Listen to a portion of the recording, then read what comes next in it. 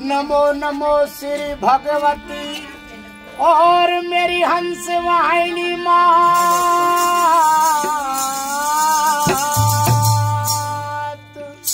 अरबीना पुस्तक धारणी, तुम इलाज है तेरे हाथ।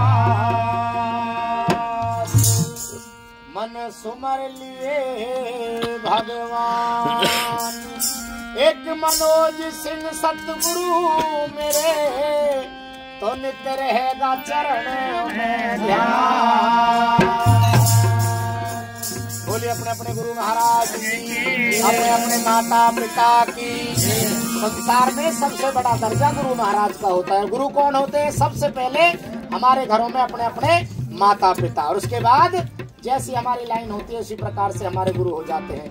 कला के गुरु अलग होते हैं, शिक्षा के गुरु अलग होते हैं, और जो अंतिम गुरु होते हैं वो आध्यात्मिक गुरु होते हैं। जैसे कि हमारे बीच में आदरणीय हरिराम भगत जी, जो कि अट्टा गांव से नवेड़ा से चलकर यहाँ पर आए हैं, वहाँ की गद्दी के मालिक हैं। उनका बड़ा अच्छा आशीर्वाद हमारे अंकित भगत जी पर है।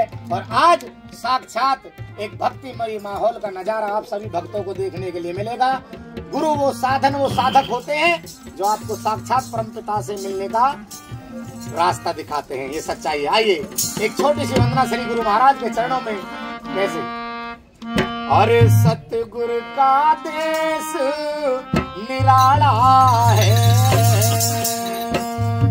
बड़ा निराला है। जिसने गुरु में रूह अपनी लगा ली उनका जीवन सफल हो जाता है। आइए चलेंगे। सतगुरु का देश निराला है, सतगुरु का देश निराला है, सतगुरु का देश निराला है, सतगुरु का देश निराला है।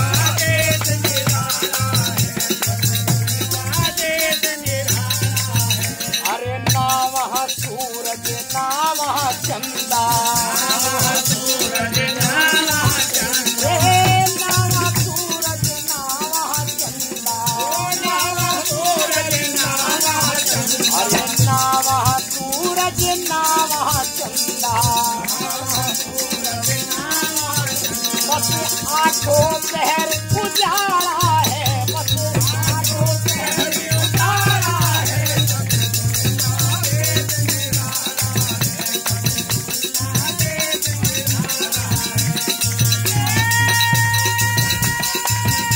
निराला है, निराला है, सतगुरु का देश निराला है, सतगुरु का देश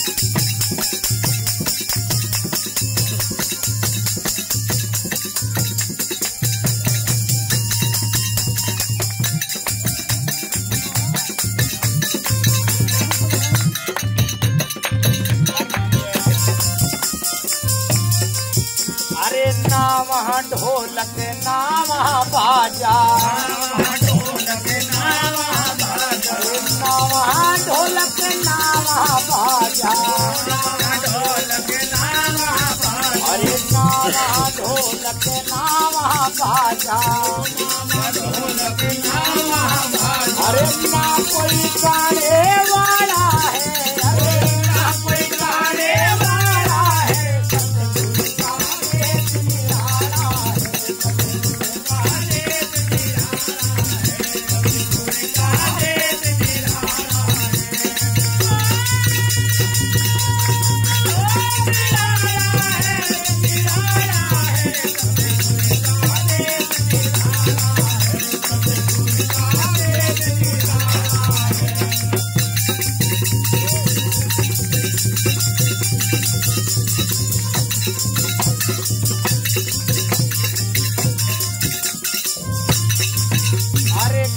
प्रकाश भजन तू हरता, अरे प्रकाश भजन तू हरता, अरे कर प्रकाश भजन तू हरता, कर प्रकाश भजन तू हरता, अरे कर प्रकाश भजन तू हरता, कर प्रकाश भजन तू हरता, अरे धंधा छोड़ सभी दे घर का, धंधा छोड़ सभी दे घर का, धंधा छोड़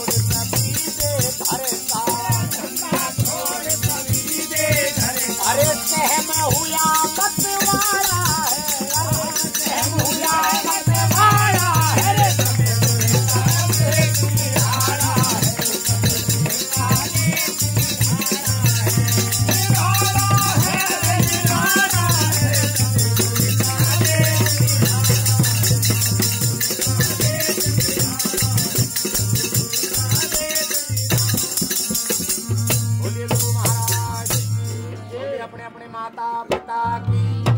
सार्थक भजन गुरु महाराज के चरणों में हो, क्योंकि गुरु महाराज ही परमपिता परमेश्वर से मिलने का एक साधन होते हैं, एक रास्ता होते हैं। क्योंकि साक्षात भगवान को किसी ने ही नहीं देखा, लेकिन गुरु महाराज के जो नियम करते हैं, गुरु की आज्ञा का जो पालन करते हैं सच्चे मन से, जिसमें गुरु की रूह पड़ जाती है, उन पर वो परमपिता परमेश्वर भी आशीर्वाद बरसाते हैं। आइए चलेंगे अपने अपने इष्ट देव श्री बाबा मोहन राम के चरणों में, क्योंकि ये जेठ का पावन महीना चल रहा है और भक्त लोग और बाबा के सेवक बड़ी दूर दूर से वहाँ काली खोड़ी धाम मिलकपुर जा रहे हैं। कोई 5 दिन की, कोई 7 दिन की, कोई 11 दिन की सेवा काली खोड़ी धाम में मिलकपुर में दे रहे हैं। और जिन भक्तों पर अपने घर से भी सेवा बन पा रही है, वो अपने घर भी बाबा जी की सेवा दे रहे हैं। आइए चलेंगे। नीले घोड़े की सवारी मेरे बाबा मोहन राम की है, और कैसे नीले घोड़े पर सवार होकर मेरे बाबा मोहन राम जब आते हैं तो एक अलग नजारा, एक अद्भुत छटा माहौल एक अलग हो जाता है। आइए चलेंगे। बोलिए सच्चे दरबार की। अरे लीले घोड़े पे हुआ रे असवार, अरे काज भागे ताने सारे, नीले घोड़े पे हुआ रे असवार, काज भागे ताने सारे।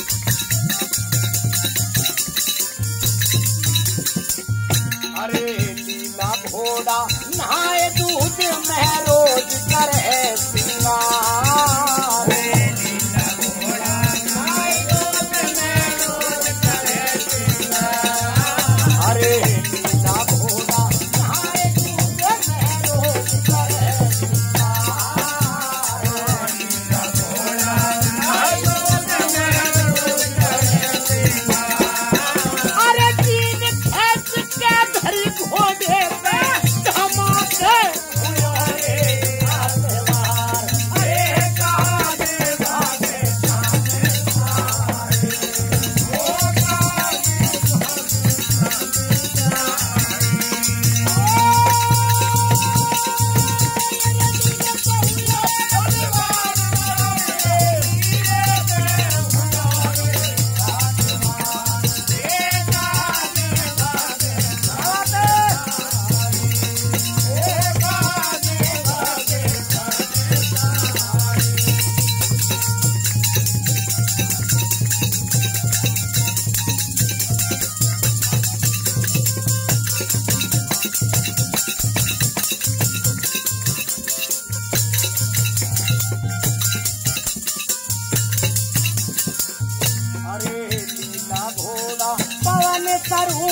चले पवन की चाल। नीला घोड़ा पवन रोके चले पवन की चाल। नीला घोड़ा पवन रोके चले पवन की चाल। नीला घोड़ा पवन रोके चले पवन की चाल। अरे जब जब भीड़ पड़ी रे भक्तों पे हो राही सहारा रे पार। हे काले बादे थाने सारे हो गाजे बादे हमारी जान रे नीले पैर उतारे आसमान। हे गाजे बादे जी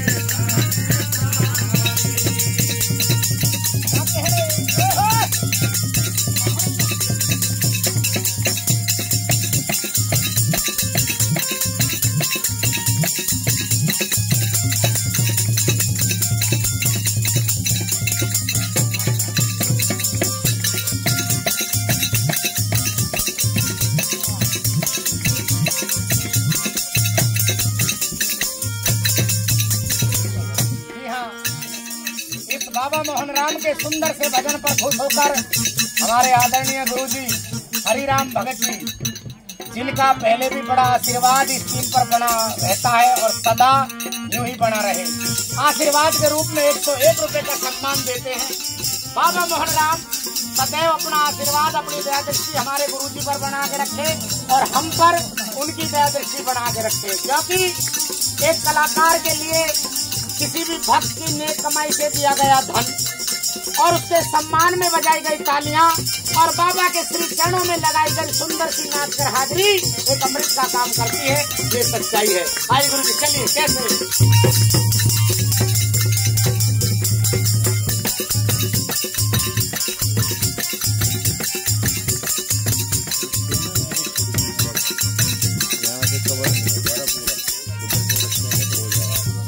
अरे काली घोड़ी महिमा प्यारी दुनिया तरस हो जाए। काली घोड़ी महिमा प्यारी दुनिया तरस हो जाए।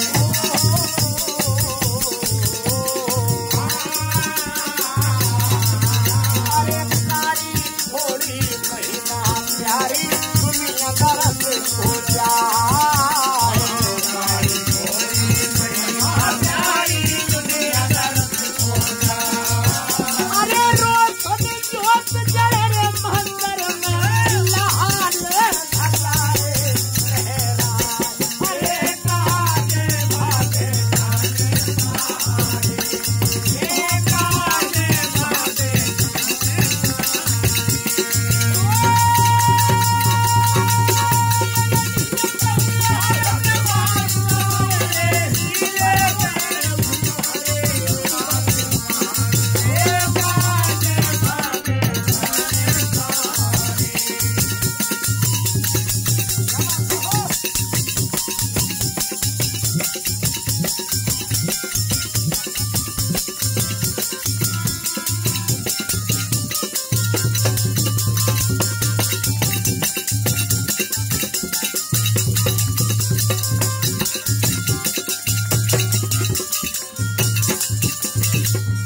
अरे सुमर सुमर जन तेरे गाँव चरणों ध्यान लगा।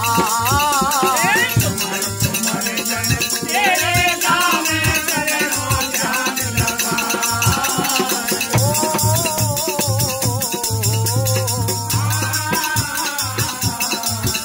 अरे सुमर सुमर जन तेरे गाँव चरणों ध्यान लगा। तेरे गाँव में चरणों ध्यान लगा। अरे जो बाबा रे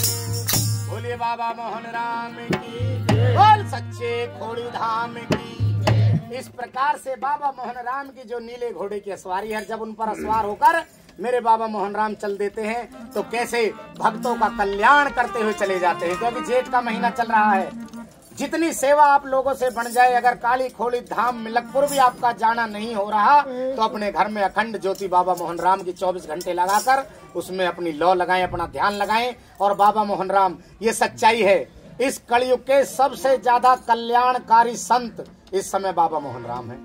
ज्यादा बड़ी सेवा नहीं है बाबा मोहन राम की।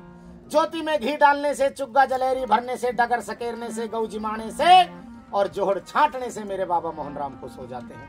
कितने भक्त लोग काली खोड़ी धाम गए हैं, जरा दोनों हाथ सीधे खड़े करके बताएंगे।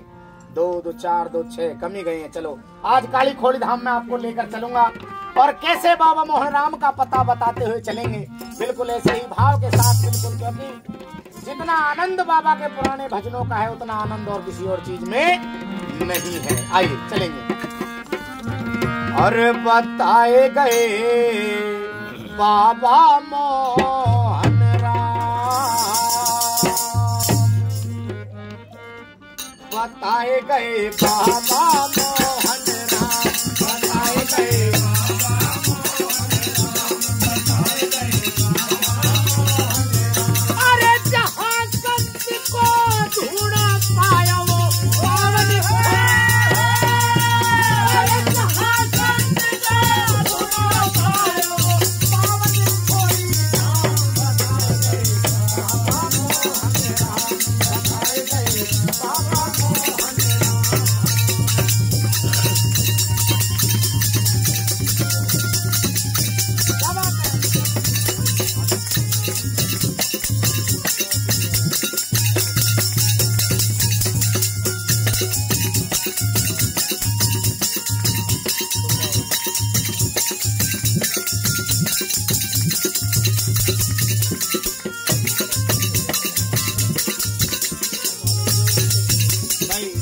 हमारे बीच में भाई हमारे बड़े अच्छे मित्र भी हैं, प्रशंसक भी हैं और भजनों के शौकीन भी हैं। भाई अविनाश जी जो यहीं आस के पास के गांव से हैं, रामपुर से, वो भी यहाँ पर पहुंचे हैं। भैया हाथ जोड़कर विनती है यहीं हमारे साथ आए बैठे।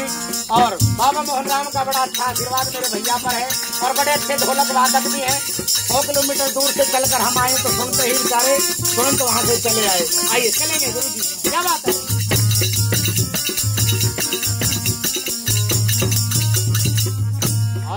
बाबा जी के भेष में आए, बाबा जी के भेष में आए, हाँ बाबा जी के भेष में आए, बाबा जी के भेष में आए। अरे धूने ऊपर बैठे पाए, हाँ धूने ऊपर बैठे पाए, धूने ऊपर बैठे पाए। अरे नंदू साध से बतलाए, अरे नंदू साध से बतलाए,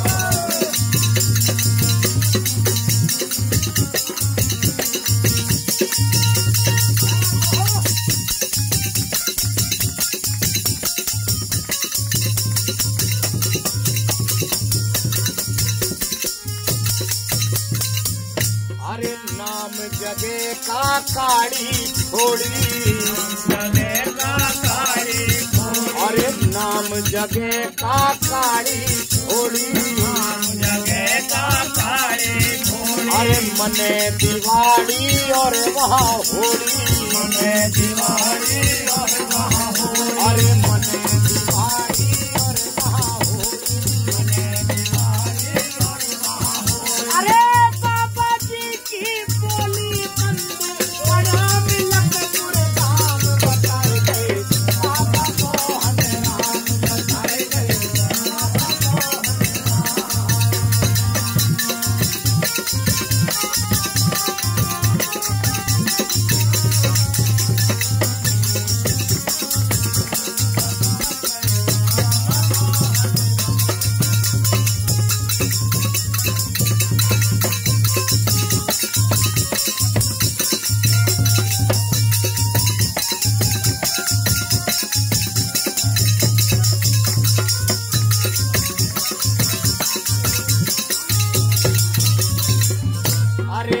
यहाँ थोक लगावेगा,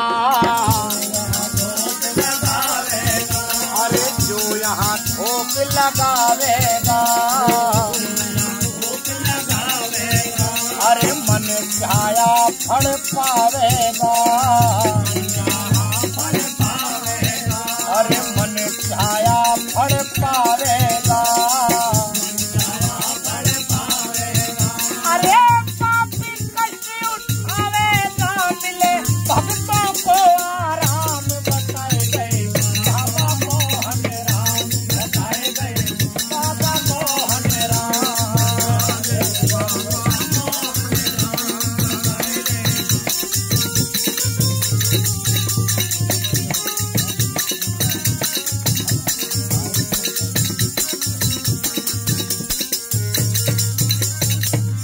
अरे जावेंगी यहाँ माई बहना,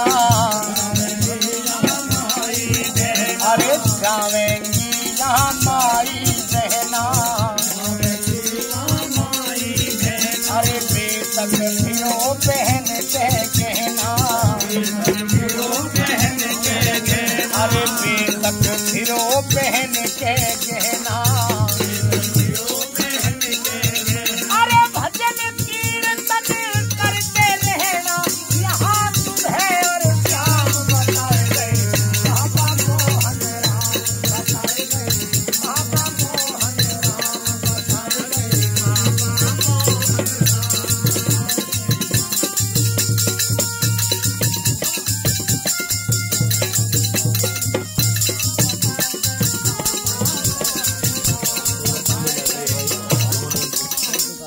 बोलिए बाबा मोहन राम की, बोल सच्चे दरबार की। इस तरह से मैंने इस भजन के माध्यम से बिल्कुल बाबा मोहन राम का पता बताया, क्योंकि सर्वप्रथम बाबा मोहन राम ने नीले घोड़े की सवारी करके जब काली खोड़ी धाम मिलकपुर में उस पर्वत के ऊपर आए तो सर्वप्रथम नंदू ग्वाले को दर्शन दिए, और दर्शन देने के बाद वहीं पर अंतर ध्यान हो गए। और आज तक भी बाबा मोहन राम की एक जागती कला, एक सच्ची ज्योति उस काली खोड़ी धाम मिलकपुर में मनाई जाती है, पूजी जाती है। क्योंकि खोड़ी किसे कहा जाता है? खोड़ी एक संस्कृत शब्द है। खोड़ी एक गुफा को कहा जाता है जिस गुफा में बैठकर मेरे बाबा मोहन राम ने तप किया, तपस्या की। ये सच्चाई है। आइए चलेंगे ऐसे ही बाबा जी महाराज को मनाते हुए सच्चे मन से, सच्चे हृदय से, सच्ची आस्था से।